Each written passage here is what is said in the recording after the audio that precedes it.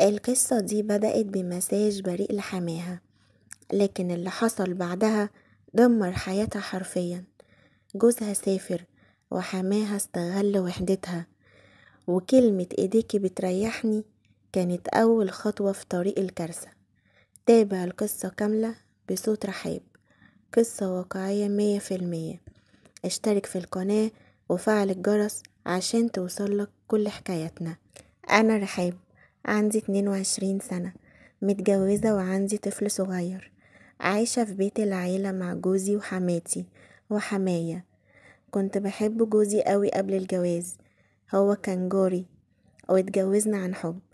بس بعد الجواز الدنيا كانت صعبة جدا والفلوس قليلة، فاضطريت ان انا ابيع دهبي عشان نشتري توك توك يشتغل عليه.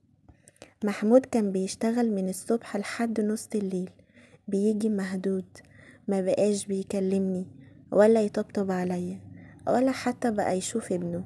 طول اليوم حرفيا بيكون برا. وبعد فترة جاله شغل برا من صاحبه.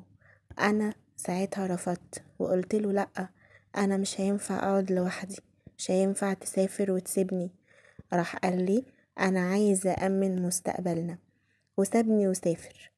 في الاول كان بيبعت لنا فلوس، بس بمرور الوقت بقى ما يسألش علينا خالص.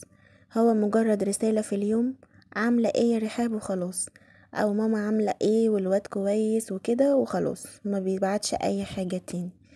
وفي يوم من الأيام حماية ناداني وقال لي أنا عايزك تعملي لي مساج في ظهري، أنا ظهري وجعني جدا ومش قادر. ساعتها اتكسفت إن أنا أرفض طلبه ده، هو يعني في مقام أبويا، وقلت خلاص ماشي مفيش مشكلة. المهم وأنا بدلك ظهره حسيت بجسمه بيترعش شوية. بعدين راح قال لي ايديكي حلوة قوي، ايديكي بتريحني. اتكسفت وسكت وطلعت اوضتي لحد الساعة ما قربت على 1 بالليل. سمعت باب اوضتي بيتفتح، لقيت حماية داخل عليا. اتخضيت، قلت له في ايه؟ ماما حصل لها حاجة؟ قال لي لا لا مفيش حاجة، انا بس قلقان عليكي وحبيت ان انا اطمن. قلت له انت معاك مفتاح ازاي؟ قال لي بكل برود انتي من يوم ما اتجوزتي وانا اصلا معايا نسخة من مفتاح الشقة. قعد يتكلم ويقول لي انا حاسس انك محرومة ووحيدة بعد سفر جوزك، وانا كمان وحيد، مراتي مريضة من زمان ومش بتقرب لي. حاولت ان انا اغير الكلام، بس هو قرب مني اكتر وقال لي انا حاسس بلمستك من يوم ما دلكتيلي ظهري، حسيتي بيا وانا كمان حاسس بيكي. وراح شدني ناحية السرير. حاولت ان انا اقاوم بس ما قدرتش، هو كان قوي جدا وانا كنت مكسوفة ومرعوبة، وحسيت اني مكسورة بس سكت. ومن اليوم ده بقى كل يوم يطلب مني اعمل له مساج. الكلام اللي كنت نفسي اسمعه من جوزي كنت بسمعه من حماية.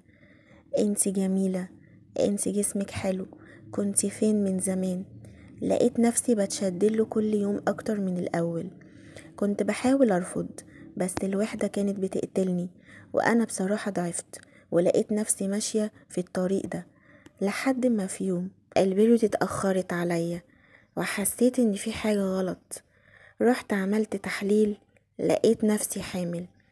بقيت مش عارفة اعمل ايه، خفت قوي من الفضيحة. رحت قلتله عشان نتصرف، بس رد فعله كان بارد قوي.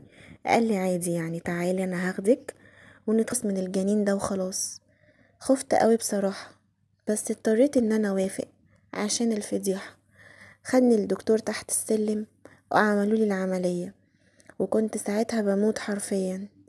والصدمة لما صحيت قالولي انت عمرك ما هتخلفي تاني.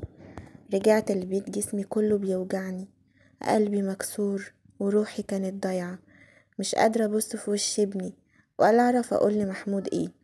انا غلطت بس كان لحظة ضعف، كان وجع، كل ده بسبب بعد جوزي عني. دلوقتي انا بسأل نفسي سؤال، اقول لجوزي الحقيقة ولا ادفن كل ده جوايا واعيش بالذنب طول عمري؟ قولولي رأيكم في التعليقات. ولو وصلتوا لحد هنا ما تنسوش اللايك والشير والسبسكرايب عشان يوصل لكم كل جديد.